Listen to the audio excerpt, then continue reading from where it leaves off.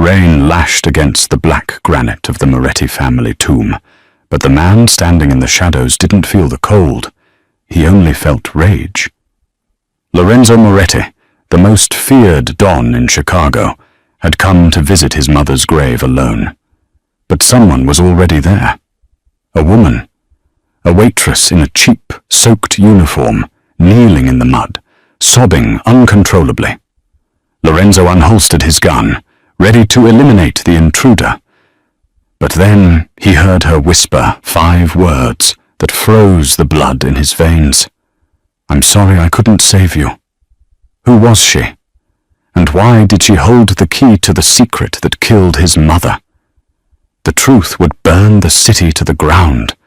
The cemetery was empty, save for the dead and the dangerous. Lorenzo Moretti adjusted the collar of his black trench coat. The rain in Chicago didn't wash things clean, it just made the grime slicker.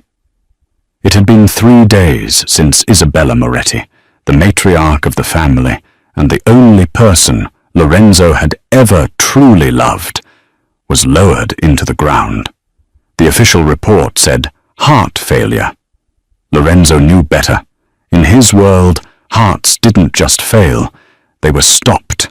He stepped off the paved path, his Italian leather shoes sinking slightly into the wet grass. He wanted 5 minutes of silence to talk to her, to promise her that he would find whoever poisoned her IV drip at St. Jude's private hospice. But as he rounded the large angel statue guarding the family plot, he stopped dead. There was a figure draped over the fresh mound of dirt. It was a woman. She was small, shivering violently. She wasn't wearing mourning black. She was wearing a pale blue waitress uniform, stained with grease and rain, with a name tag that was too far away to read. Her hair, a dark chestnut, was plastered to her face. Lorenzo's hand moved instinctively to the beretta tucked inside his coat.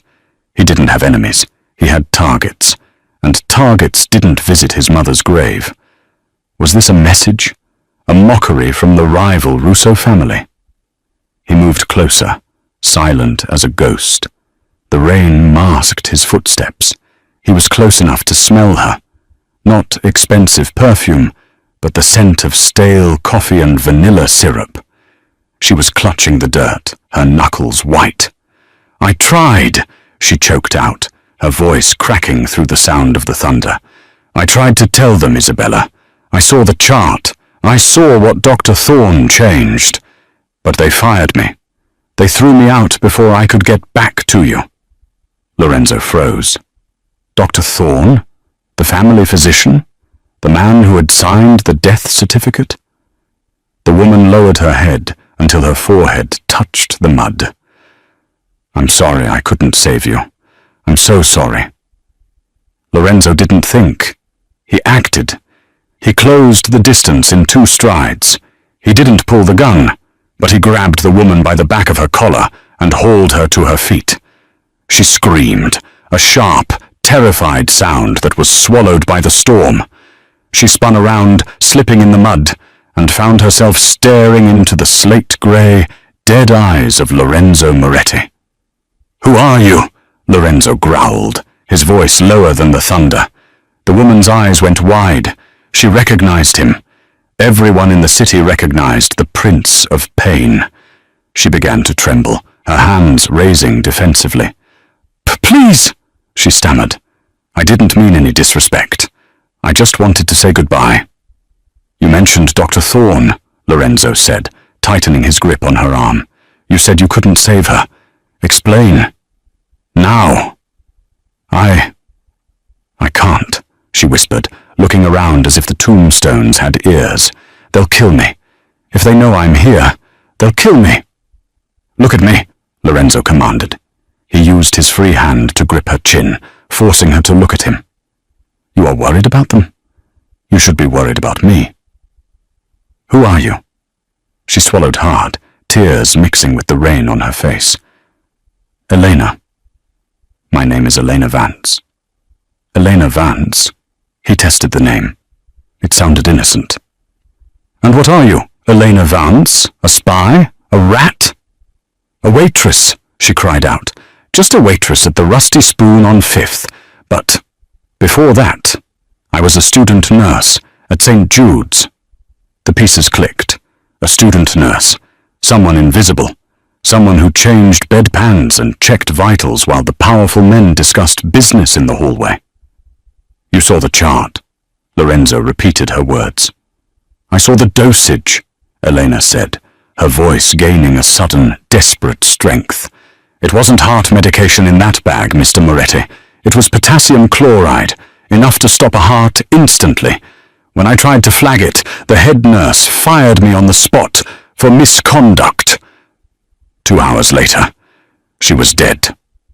Lorenzo felt the rage ignite in his chest, hot and blinding. He released her chin but grabbed her wrist. "You're coming with me." Elena pulled back, terrified. "No, no, please, I have a shift. My landlord. He'll evict me if I don't." "You think you have a choice?" Lorenzo hissed. He dragged her toward the waiting black SUV parked at the cemetery gates. "You just admitted to being the only witness to the murder of Isabella Moretti. You are the most valuable thing in this city right now, Elena. And if you stay here, you're a corpse." He opened the door and shoved her into the leather interior. Elena scrambled to the other side, pressing herself against the window, shivering. Lorenzo slid into the driver's seat and locked the doors. As he started the engine, he looked at her in the rearview mirror. "From this moment on, Elena, you belong to the Moretti family, and God help you if you're lying." The drive to the Moretti estate was silent.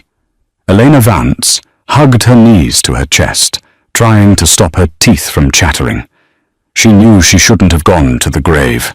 It was stupid, reckless. But Isabella had been the only patient who treated Eleanor like a human being, not a servant. Isabella had told her stories about her son, the boy who lost his way, the boy who needed saving. Looking at the back of Lorenzo's head, Elena didn't see a boy who needed saving. She saw a predator. The car crunched over the gravel driveway of a mansion that looked more like a fortress. High walls, security cameras, and armed guards at the gate. Lorenzo parked the car and got out. He opened her door. "Out!" Elena stepped out. The rain had stopped, but the air was freezing. She was still in her thin, wet uniform. "I need to go home," she whispered. "My brother, he's waiting for me." Lorenzo stopped walking. He turned slowly. "Brother?" "Lucas," she said. "He's 10. He's at the apartment alone. I can't leave him." Lorenzo stared at her. This complicated things. A witness with attachments was a liability, but a witness with attachments was also easy to control. "Give me the address," Lorenzo said, pulling out his phone. "What? No, you can't. Give me the address, Elena," he roared, his patience snapping. "Do you think the people who killed my mother won't find out who you are? You think they won't go to your apartment? If you want your brother to live to see his 11th birthday, you will give me the address?" Elena slumped, defeated.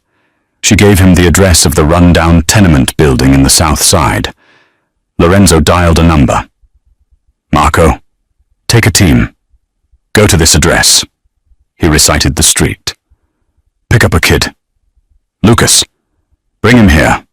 Harm him, and I'll skin you alive. Keep him safe." He hung up and looked at Elena. "He'll be here in an hour. Now, move." He led her into the mansion. It was cold, sterile, and full of expensive art that looked like it had never been enjoyed. He marched her into a large study, lined with mahogany bookshelves. "Sit," he pointed to a leather chair in front of a massive desk. Elena sat. She was dripping water onto the Persian rug. She felt small, dirty, and out of place. Lorenzo went to a side cabinet and poured a glass of amber liquid. Brandy. He downed it in one shot, then poured another. He didn't offer her any. He leaned against the desk, towering over her. "Tell me about Dr. Thorne." Elena took a shaky breath. He came in around 8 p.m. It was after visiting hours. You had just left. Lorenzo flinched. He had left to take a call from a supplier in New York. A call that had lasted 20 minutes. 20 minutes was all it took to lose everything. Go on, he said, his voice tight. He was arguing with a man in the hallway. Elena continued, her memory sharpening despite the fear. A tall man, bald, scar above his left eyebrow. Lorenzo's glass shattered in his hand. Elena jumped. Blood dripped from Lorenzo's hand onto the floor, mixing with the brandy, but he didn't seem to notice. A scar above the left eyebrow? Lorenzo asked, his voice barely a whisper. Yes, Elena nodded. Does that mean something? It means, Lorenzo said, pulling a handkerchief from his pocket and wrapping his bleeding hand, that the rot goes deeper than I thought. That man is Salvatris, my uncle, my father's brother.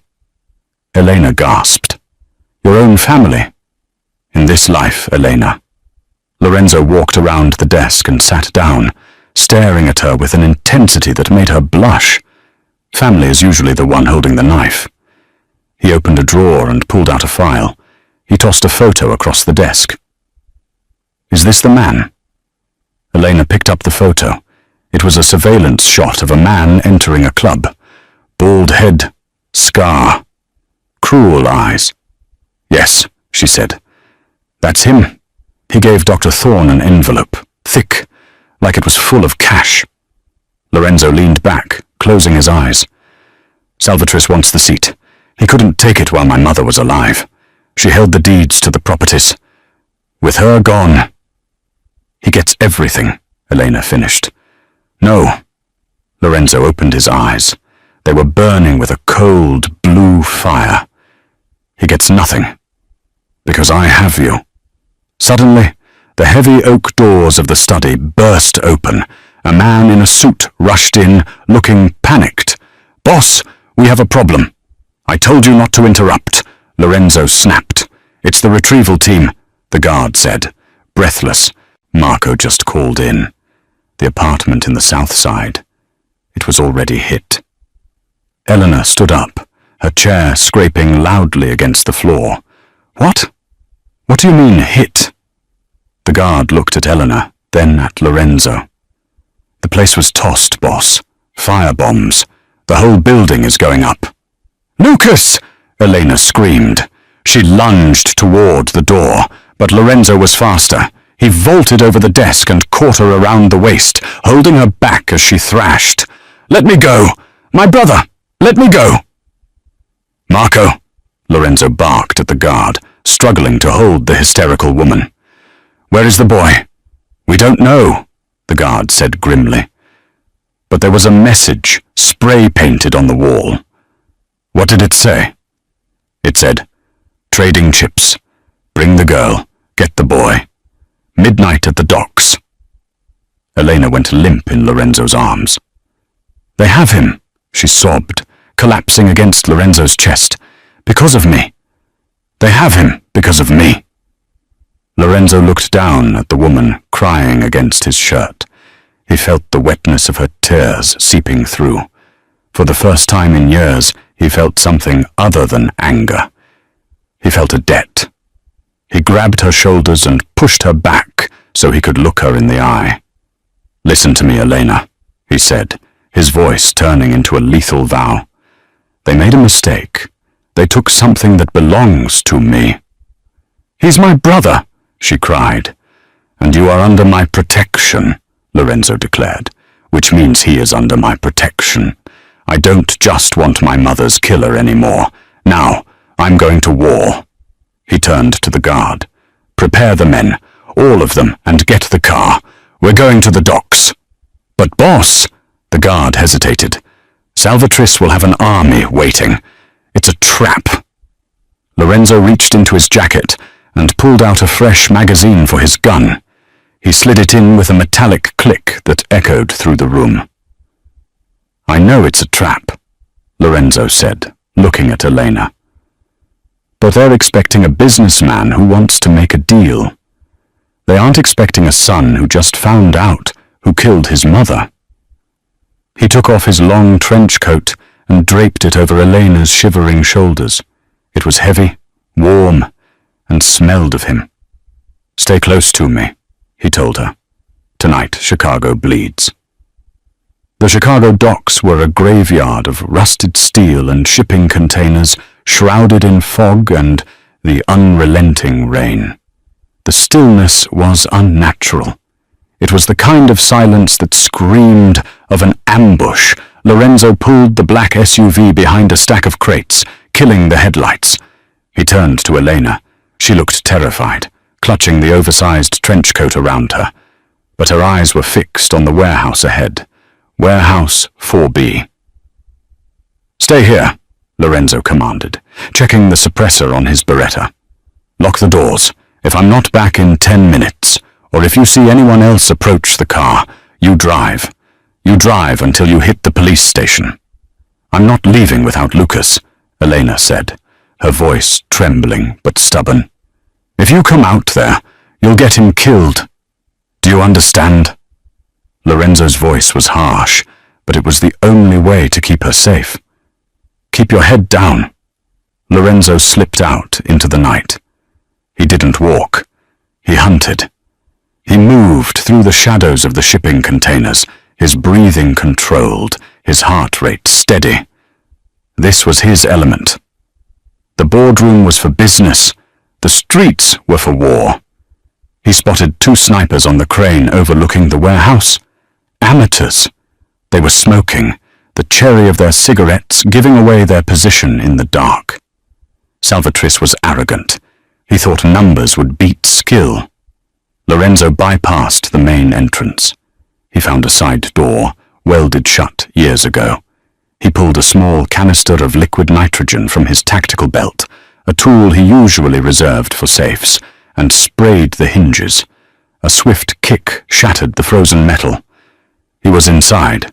The warehouse was cavernous, lit by flickering halogen bulbs. In the center, tied to a wooden chair, sat a small boy. Lucas. He was bruised, a piece of duct tape over his mouth, his eyes wide with terror. Surrounding him were 10 men, and in the middle, sitting on a crate eating an apple, was Vinny the Butcher Calzone, Salvatrice's right-hand man. "I know you're here, Lorenzo," Vinny shouted, his voice echoing off the metal walls. "Come out, we can make this quick. Sign the territory over to your uncle, and the kid walks. Refuse, and I start sending him home in envelopes." Lorenzo was crouched on a catwalk 30 feet above them. He evaluated the angles. 10 targets. He had 15 rounds in the clip. Doable. But he couldn't risk a stray bullet hitting the boy. He needed a distraction. Suddenly, the warehouse doors groaned. Everyone turned, guns raised. A car engine revved. The black SUV, Lorenzo's SUV, came smashing through the corrugated metal doors, debris flying everywhere. "Elena!" Lorenzo cursed under his breath. The foolish, brave girl. The gunman opened fire on the car. The windshield shattered. Lorenzo didn't waste the chaos. He dropped from the catwalk, landing on top of a stack of pallets behind the gunman. 2 shots. 2 bodies hit the floor before they even knew he was there. "It's him! Kill him!" Vinny screamed, flipping the table for cover. Lorenzo moved like a wraith, a blur of black trench coat and muzzle flashes. He took out 3 men on the left flank, then rolled behind a forklift. Bullets chewed up the concrete around him. The SUV had crashed into a pile of crates, shielding Lucas from the line of fire. The driver's side door opened, and Elena tumbled out. She didn't run away. She ran toward her brother. "Lucas!" she screamed, ripping the tape off his mouth. "Elena, look out!" the boy cried. A gunman stepped out from behind a pillar, aiming his shotgun at Elena's back. Lorenzo saw it. He was out of position. He couldn't get a clear shot. "No!" Lorenzo roared. He broke cover, sprinting across the open floor. He tackled the gunman just as the shotgun blasted. the spray of pellets tearing into Lorenzo's left shoulder instead of Eleanor's spine. The pain was blinding, white-hot fire. Lorenzo grunted, jamming his pistol under the gunman's chin and pulling the trigger.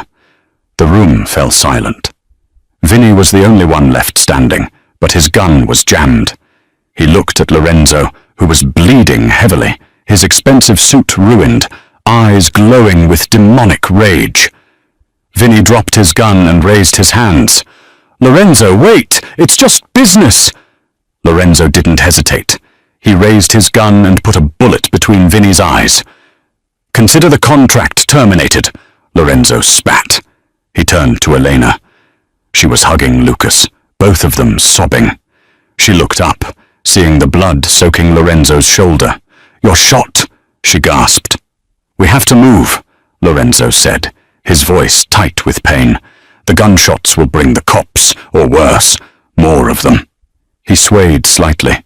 The adrenaline was fading, and the blood loss was real. Elena scrambled up, pulling Lucas with her. She grabbed Lorenzo's good arm. "Lean on me." "I can walk," he growled, though his vision was swimming. "Shut up and lean on me," she ordered. For the first time in his life, Lorenzo Moretti obeyed. They didn't go back to the mansion. The mansion was compromised. Lorenzo directed Elena to a luxury high-rise downtown. The penthouse was registered under a shell corporation. It was a safe house, equipped with medical supplies, weapons, and encrypted comms. They entered the elevator, the mirrored walls reflecting a gruesome trio. A crying boy, a blood-soaked mob boss, and a waitress who looked like she'd walked through hell. Inside the apartment, the view of Chicago was breathtaking, a sea of gold lights. But no one looked out the window. "Take the boy to the guest room," Lorenzo ordered, collapsing onto a white leather sofa. "Lock the door. Don't open it for anyone but me." Elena nodded, ushering a shell-shocked Lucas into the bedroom. "I'll be right back, Lucas. You're safe now, I promise." She ran back to the living room. Lorenzo had shrugged off his jacket and was trying to cut his shirt open with a pocket knife, but his hand was shaking too much. "Let me," Elena said, taking the knife. Her hands were steady now. The nurse in her had taken over. The panic was gone, replaced by clinical focus. She cut away the fabric. The wound was ugly. The shotgun pellets had shredded the deltoid muscle, but luckily no bone was shattered. "I need a sewing kit," she said, "and alcohol, high proof." "Bah," Lorenzo gestured vaguely with his head. "Bathroom cabinet for the kit." Elena moved fast. She sterilized the needle with a lighter and poured vodka over the wound. Lorenzo hissed, his jaw clenching so hard a vein popped in his neck, but he didn't cry out. "I have to dig the pellets out before I stitch," she warned him. "This is going to hurt." "Just do it!" Lorenzo gritted out, staring at the ceiling. "Talk to me. Distract me." Eleanor used a pair of sterilized tweezers. "Talk about what?" "Why you?" Lorenzo asked, his breath hitching as she removed the first pellet. "You're a waitress, but you handle a crisis like a soldier. You recognized potassium chloride by sight. You knew how to drive a getaway car. I told you," she said, her focus entirely on the blood and torn flesh. "I was a nursing student." "Bullshit," Lorenzo groaned as she dug for the second pellet. "Nursing students panic. You didn't panic at the docks. You drove into a firefight." Elena paused. She looked at his face, inches from hers. The pain made him look human, vulnerable. "My father," she whispered, resuming her work. "He was like you." Lorenzo's eyes snapped to hers. "Who?" "It doesn't matter. He's dead. He died in prison 10 years ago. He was a cleaner. He specialized in making bodies disappear. Chemicals, acids, poisons." Lorenzo studied her. "A cleaner's daughter." "He taught me chemistry instead of nursery rhymes," Elena said bitterly. "He taught me how to stitch a wound because he couldn't go to hospitals." I spent my childhood patching him up until the police finally kicked down our door. I changed my name. I wanted a normal life. I wanted to save lives, not end them. That's why I became a nurse. And yet, Lorenzo said softly, here you are, back in the life. I did it for Isabella, Elena said, tying off the final stitch. She taped a gauze pad over the wound. And for Lucas. She stood up, wiping her bloody hands on a towel. You're done. You need antibiotics and rest. Lorenzo sat up, testing his arm. It was stiff, but patched. Thank you. Don't thank me, she said, her voice hardening. You dragged us into this. Now tell me how we get out. Your uncle won't stop. No, Lorenzo agreed. He stood up, ignoring the pain. He walked to the window, looking down at the city that wanted him dead. Salvatris is making a move because he thinks I'm weak. He thinks I'm grieving. Aren't you? Elena asked. Lorenzo looked at her, his expression unreadable. Grief is a luxury. I can't afford it. Not until everyone involved in my mother's death is buried. He walked over to a wall safe, hidden behind a painting. He punched in a code. The safe hissed open. Inside were stacks of cash, passports, and a black ledger. He took out the ledger. My mother kept records, Lorenzo said. She didn't trust the banks. She didn't trust Salvatris. If he killed her, it wasn't just for power. It was for this. He opened the book. It was filled with codes. I can't read it, Lorenzo admitted. It's a cipher. She used to say, Lorenzo, the key is in the chemistry. I never understood what she meant. Elena stepped closer. She looked at the page, rows of numbers and letters. C6H1206, 14NAS-A, H2SO4, 22B. Elena's eyes widened. It's not a random cipher, she whispered. These are chemical formulas. Glucose, sulfuric acid. The numbers. They correspond to atomic weights and table positions. Lorenzo looked at her. Can you read it? I think so. Elena traced the lines. It's a list of accounts, offshore accounts, but also names. She pointed to a line near the bottom. NaCN. Judas. Sodium cyanide, she translated. And next to it, Judas. Who is Judas? Lorenzo asked. It's not a who, Elena said, her finger trembling. Look at the date next to it. It's dated 3 days ago. The day she died.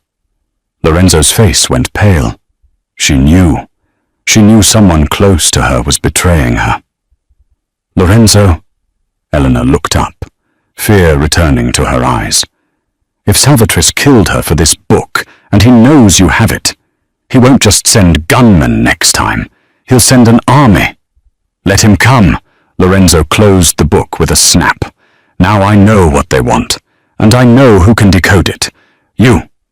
Me? Elena stepped back. No, I patched you up. I got my brother back. We are leaving. You can't leave, Lorenzo said, stepping into her space. You are the key, Elena. You said it yourself. The key is in the chemistry. You're the only one who can translate my mother's legacy. Without you, I lose the war. And if I lose, Salvatris will hunt you down anyway just to tie up loose ends. He reached out, touching her cheek with his uninjured hand. His thumb brushed away a smudge of dirt. Stay, he said. It wasn't a command this time. It was a plea.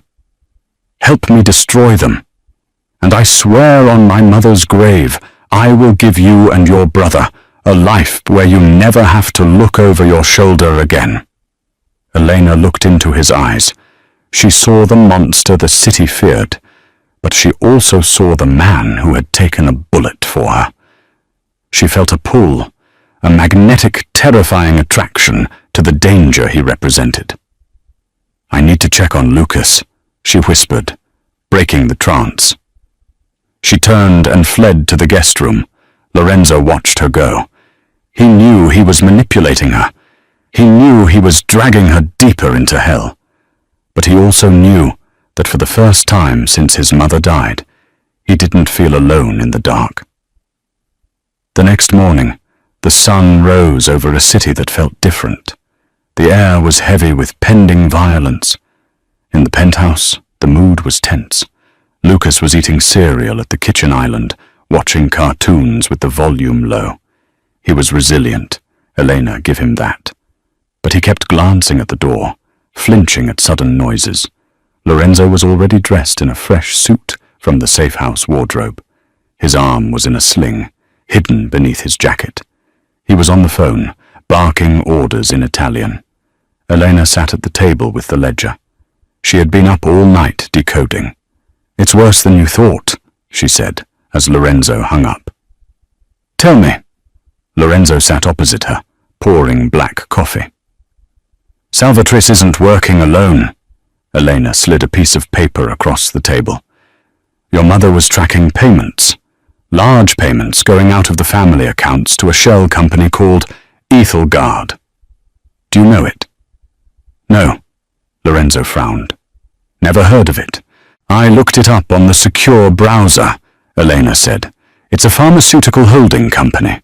They own St. Jude's Hospice." Lorenzo slammed his fist on the table.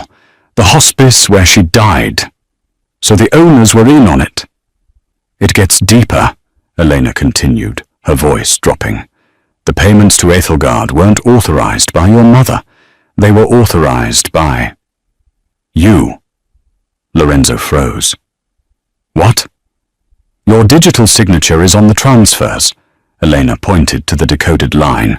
"Millions of dollars, funneled out of the Moretti accounts into the hospice owners' pockets." "That's impossible," Lorenzo hissed. "I never signed those." "Someone with your access did," Elena said. "Someone who has your passwords, your biometrics." Lorenzo stood up, pacing the room.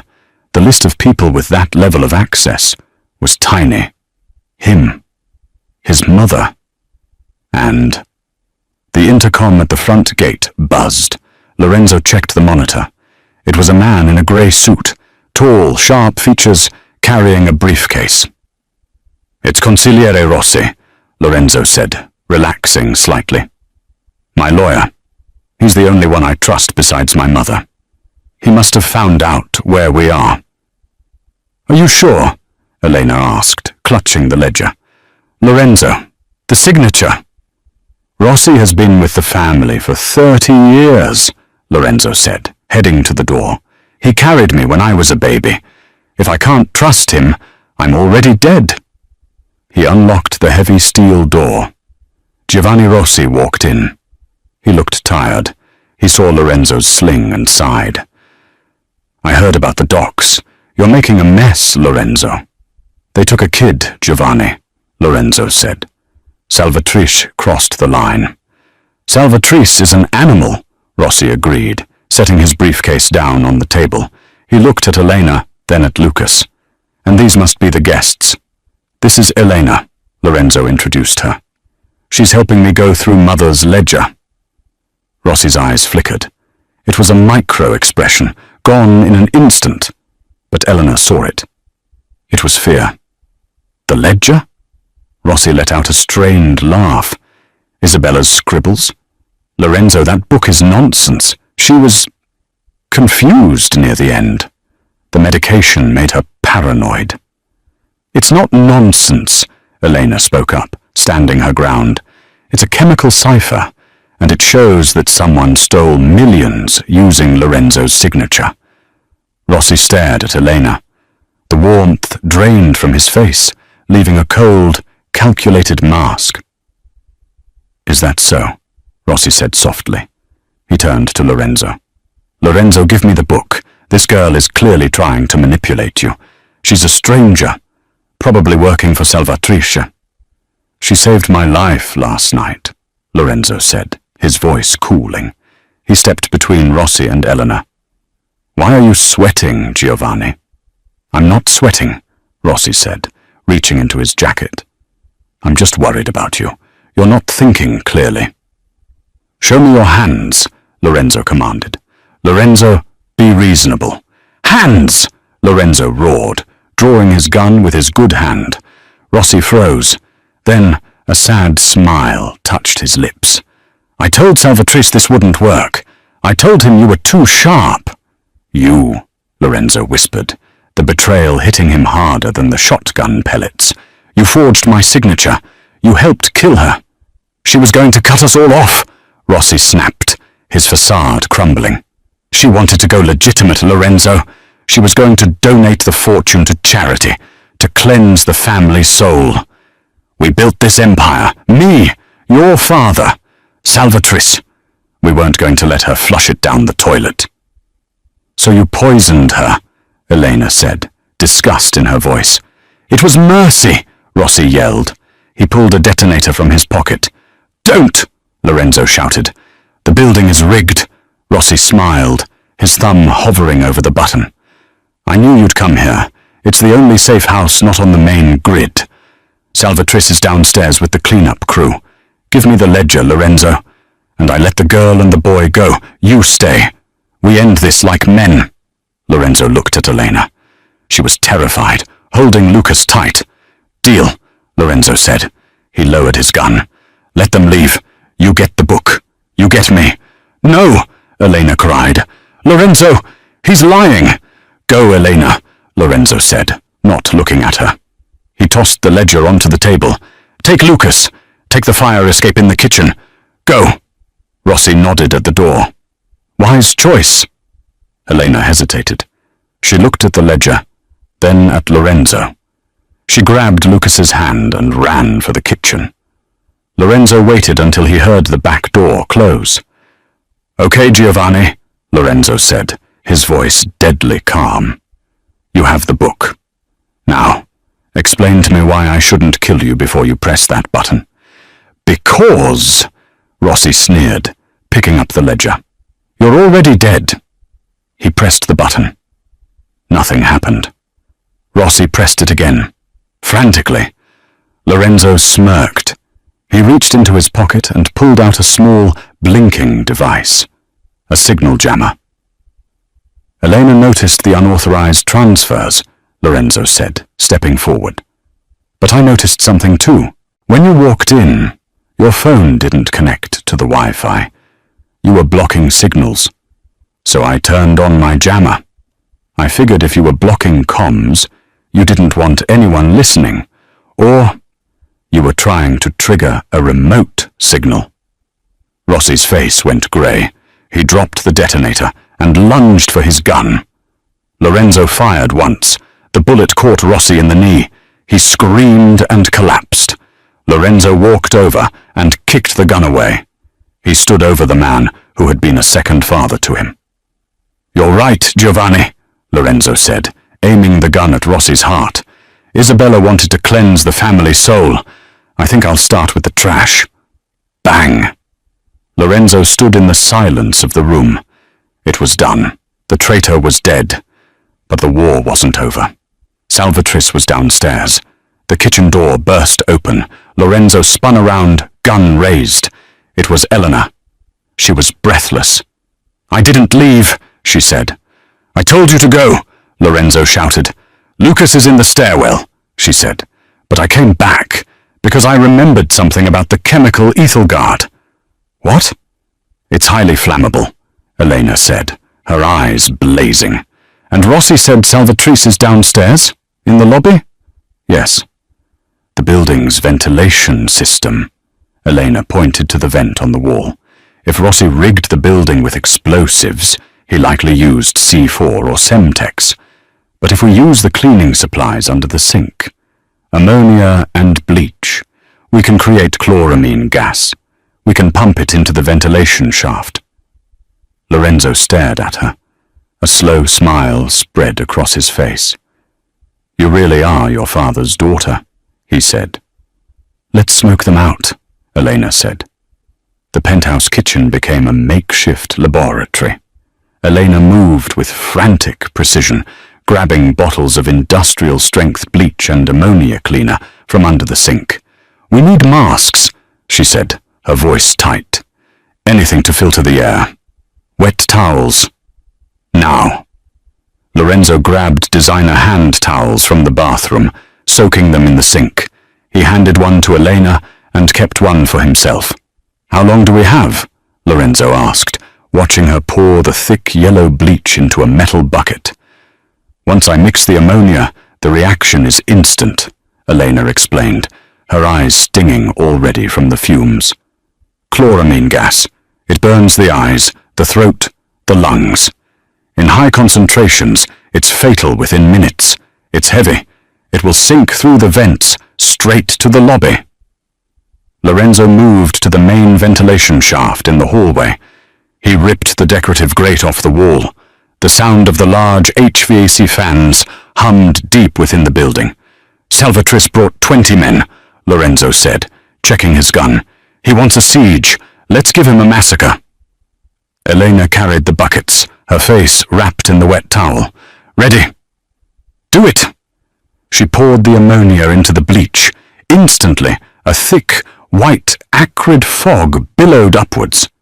Elena choked, stumbling back as Lorenzo kicked the buckets into the open shaft. The massive intake fans sucked the poisonous cloud downwards with a hungry whoosh.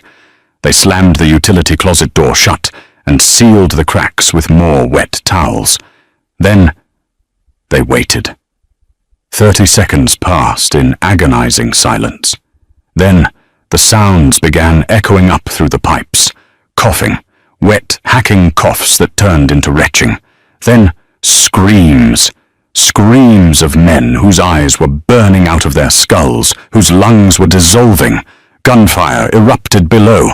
Blind, panicked shooting as Salvatris's men fired at an enemy they couldn't see, an enemy they were breathing in. "Now!" Lorenzo grabbed Elena's hand. "Get Lucas from the stairwell. We take the service stairs down to the garage. Move!" They sprinted into the concrete stairwell.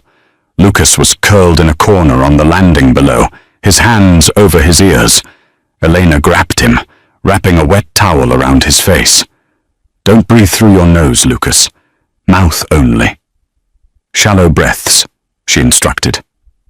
They descended into hell. The service stairwell wasn't airtight. Wisps of the white gas curled around the banisters. By the 10th floor, their eyes were watering uncontrollably. By the 5th floor, Lucas was wheezing. They burst out onto the ground floor level, near the rear service exit. The main lobby, visible through glass doors 50 feet away, was a war zone of yellow fog. Bodies were writhing on the marble floor, but the back exit wasn't clear. 2 of Salvatris's men, stationed outside the gas zone, saw them emerge. "There, blast them!" Lorenzo shoved Elena and Lucas behind a concrete pillar, just as automatic gunfire chipped away the stone inches from their heads. Lorenzo peeked out, fired twice. One gunman dropped, the other took cover behind a dumpster and kept suppressing fire on their position. "I can't get a clean shot," Lorenzo growled, wiping tears from his stinging eyes. Elena looked at the fire alarm box on the wall next to them. "Lorenzo, the sprinklers." He understood instantly. If the gas was bad, wet gas was worse. The water would react further with the chemicals, creating a heavier, corrosive mist. Lorenzo fired at the alarm box. It shattered. Instantly, the emergency klaxons began to blare, and the overhead sprinklers hissed to life, showering the entire ground floor. The gunman behind the dumpster wailed as the water hitting the residual gas on his clothes and skin began to burn.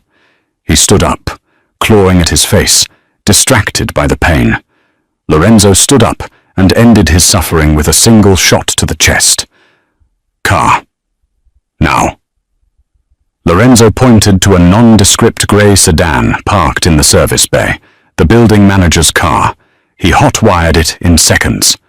As they sped out of the garage, tires screeching, Elena looked back. The luxury high-rise was vomiting white smoke from its lower vents, a monument to their desperate escape. "Where do we go?" Elena asked, clutching a shivering Lucas in the back seat. "There's nowhere safe in Chicago." Lorenzo looked in the rearview mirror. His face was grim, his eyes still red from the gas. "We go where it all started," he said. "North. To the cabin." The Moretti hunting cabin was 4 hours north of the city, hidden deep in the snowy wilderness of Wisconsin. It was a fortress of timber and stone, built by Lorenzo's grandfather for times when the heat in Chicago got too intense. It was off the grid. No cell service, no neighbors, just acres of snow-covered pines and frozen silence. They had been there for 24 hours. Lorenzo sat by the massive stone fireplace, cleaning a high-powered hunting rifle. The fire crackled, casting long shadows across the bearskin rugs. His shoulder throbbed, a constant reminder of the docks, but he ignored it. Elena was in the kitchen area, making soup from canned goods stored in the pantry. Lucas was asleep in one of the bunk rooms, exhausted from the trauma. The domesticity of the scene was bizarre, terrifyingly normal. Elena brought Lorenzo a bowl of soup. She sat on the rug near his feet. "How long can we stay here?" she asked softly. "Until I know Salvatrice is dead," Lorenzo said, not looking up from the rifle scope he was calibrating. "The gas wouldn't have killed him. He's too tough, like a cockroach. He'll have burns, lung damage, but he's alive, and he's coming. How can he find us? Nobody knows about this place." "Rossi knew," Lorenzo said darkly. "Rossi had the ledger in his briefcase when I shot him. There was likely a tracker in the case. Salvatrice has it now." Elena shivered, wrapping her cardigan tighter around herself. "So we're just waiting for them?" Lorenzo stopped cleaning the gun. He set it down and looked at her. In the firelight, the hard lines of his face seemed softer. "I should have let you go at the cemetery," he admitted. It was the closest thing to an apology she would ever get. "I dragged you into my war." "You didn't drag me," Elena said, surprising herself. "I walked in. I couldn't let your mother die without someone knowing the truth." "Why?" Lorenzo asked, genuinely puzzled. "You owed us nothing." Elena looked into the fire. "Because when I was a student nurse, terrified and hiding who my father was, your mother was the only one who saw me. She told me, 'Elena, we are not defined by the blood of our fathers. We are defined by the blood we choose to spill, or the blood we choose to save.'" Lorenzo felt a lump in his throat. That sounded exactly like Isabella. He reached out, his hand covering hers on the rug. Her skin was warm. "You saved mine," he whispered. The air between them changed. The danger outside felt miles away. There was only the fire, the snow against the windows, and the undeniable pull between two people who had seen the worst of humanity together. Elena leaned in. Lorenzo met her halfway. The kiss wasn't gentle. It was desperate, fueled by adrenaline and grief, and the terrifying realization that they might not live through the night. It was a collision of two broken worlds. Suddenly, Lorenzo pulled back. He froze, his head tilted toward the window. "What is it?" Elena whispered, breathless. "Silence," Lorenzo murmured. The wind stopped. He stood up, grabbing the hunting rifle and extinguishing the oil lamp, plunging the room into fire-lit darkness.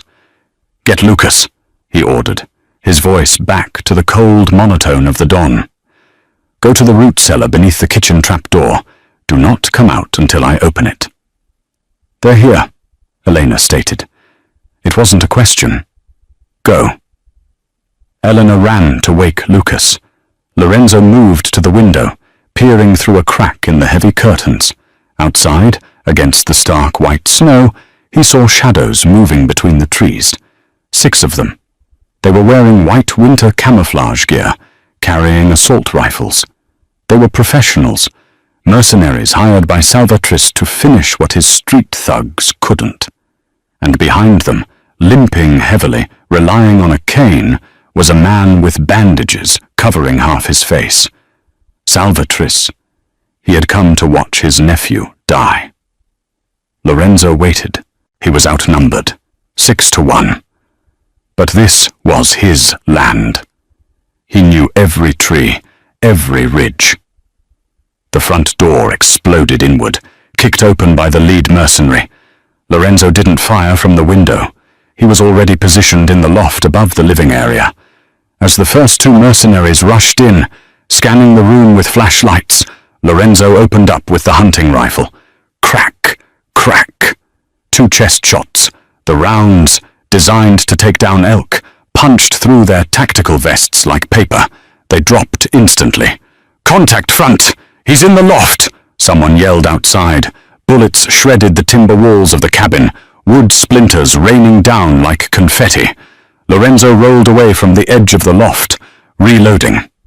"Burn him out!" Salvatrice's raspy, chemically burned voice screamed from outside. A Molotov cocktail smashed through the front window. The bearskin rug caught fire. The cabin began to fill with smoke. Lorenzo knew he couldn't stay inside. He had to take the fight to the snow. He slipped out a back window, dropping into a deep snowdrift. The cold was shocking, biting through his suit instantly. He circled the cabin. He saw 2 mercenaries near the front porch, preparing another firebomb. Lorenzo moved like a wolf. He came up behind them, using his knife on the first one. Silent, brutal. The second one turned, raising his rifle, but Lorenzo was too close. He grabbed the barrel, deflecting it upwards as it fired, the shot echoing uselessly into the night sky. Lorenzo delivered a crushing headbutt, followed by 2 rounds from his Beretta at point-blank range. 4 down, 2 left, plus Salvatrice. Lorenzo scanned the tree line. He saw movement near the woodpile. He fired, a cry of pain. 5 down. Suddenly, a shot rang out from a direction he didn't expect. Lorenzo felt a sledgehammer blow to his right thigh. He crumbled into the snow, his leg useless. Salvatrice stepped out from behind a thick oak tree 20 yards away. He was holding a smoking pistol. His face, half covered in burn bandages, looked grotesque in the moonlight. "Look at you, nephew," Salvatrice wheezed, limping closer. "The great Lorenzo Moretti, bleeding in the snow like a stuck pig." Lorenzo tried to raise his gun, but his hand was shaking from shock and cold. "You killed her," Lorenzo spat, his teeth chattering. "For money, you pathetic worm." "For survival," Salvatrice roared, kicking snow into Lorenzo's face. "You don't know, do you? The great detective didn't figure it out." Salvatrice reached into his coat and pulled out a crumpled, blood-stained envelope, the one Rossi had taken from the ledger. "Rossi read it before you shot him. It wasn't just accounts, you idiot. It was her last will and testament." Salvatrice threw the paper onto Lorenzo's chest. "Read it. Read what your beloved, sainted mother did to us." Lorenzo, his vision blurring, picked up the paper. It was Isabella's handwriting. "To my son Lorenzo, if you are reading this, then my plan worked. My heart was failing. My love. The doctors gave me a month, at best. But I couldn't die leaving you surrounded by vipers. I knew Salvatrice and Rossi were stealing from us. I knew they wanted the throne. So I forced their hand. I transferred the money to the hospice, not to donate it, but to make them think I was giving away their inheritance. I knew it would provoke them to kill me. I used myself as bait, Lorenzo, to draw the rats out into the light so you could see them for what they are. I had to die so you would finally have the reason to do what needs to be done. Cleanse the family. Burn it down and build something better. Forgive me for leaving you alone. But I know you won't be alone for long. There are good people in the world, if you choose to see them. Love, Mother." Lorenzo stared at the paper. Tears froze on his cheeks. She hadn't just been murdered. She had orchestrated her own death as a final lesson for him, a final gift of strategic vengeance. She was crazy, Salvatrice spat, standing over Lorenzo, aiming his gun at Lorenzo's head. She signed her own death warrant just to expose me. Well, it didn't work. I'm still standing, and you're done. Salvatris cocked the hammer of his gun. Say hello to Mummy for me. Bang! The shot echoed through the frozen forest. But Lorenzo didn't die. Salvatris jerked violently. A look of utter confusion crossed his burned face. He staggered sideways, dropping his gun, clutching his neck where a small red flower was blooming against the white bandages. He collapsed face first into the snow. Lorenzo turned his head weakly. Standing on the porch of the burning cabin, illuminated by the flames, was Elena. She was holding Lorenzo's hunting rifle, the barrel smoking slightly. Her face was set in stone. A cleaner's daughter, indeed. She dropped the rifle and ran to him, falling into the snow beside him. "Lorenzo, stay with me!" He looked up at the night sky, then at her face. The fire from the cabin was getting higher, warming them against the deadly cold. "It's over," he whispered. "She won. We won." The sound of sirens began to wail in the distance, state troopers attracted by the fire and gunfire. Elena looked at the approaching lights, then down at the Don bleeding in her arms. "They'll arrest you," she said, panic rising. "Let them come," Lorenzo said, a strange peace settling over him. He reached into his coat pocket and pulled out a flash drive, the backup of the ledger Elena had deciphered. He pressed it into her hand. "Take Lucas. Go out the back way, the snowmobile in the shed. Go north to Canada. There's an account number on there. It's enough money for 10 lifetimes." "I'm not leaving you," she said fiercely. "You have to," Lorenzo smiled weakly. "Someone has to tell Lucas that the bad guys lost." He kissed her hand, leaving a smear of his blood on her skin. "Go, Elena Vance. Choose to save a life." Elena looked at him one last time, tears streaming down her face. Then she stood up, grabbed the flash drive, and ran back towards the cabin to get her brother before the police arrived. Lorenzo lay back in the snow, watching the flames consume his grandfather's cabin, watching the ashes rise up to meet the stars. He closed his eyes and listened to the approaching sirens, waiting for whatever fate had in store for the last of the Morettis. Elena and Lucas vanished into the night, armed with a fortune and a secret that could topple empires. Lorenzo Moretti survived the gunshot wound and was arrested. But with Salvatris and Rossi dead, and the ledger gone, the charges won't stick. The Don will walk free. But the man who walks out of that prison cell won't be the same man who went in. He knows the truth now, that his mother's love was the deadliest weapon of all. Will Lorenzo hunt Elena down to get his fortune back? Or will he let the only woman who ever truly understood him go free? And what happens when Lucas grows up and realizes his sister is in love with a monster? The story isn't over. This is just the beginning of a new dynasty. If you want to see Season 2 of The Waitress and the Don, smash that like button. We need 10,000 likes to bring this series back. Subscribe and ring the bell, so you're the first to know when the next chapter drops. And tell me in the comments, did Isabella Moretti do the right thing by sacrificing herself for her son? Let the debate begin.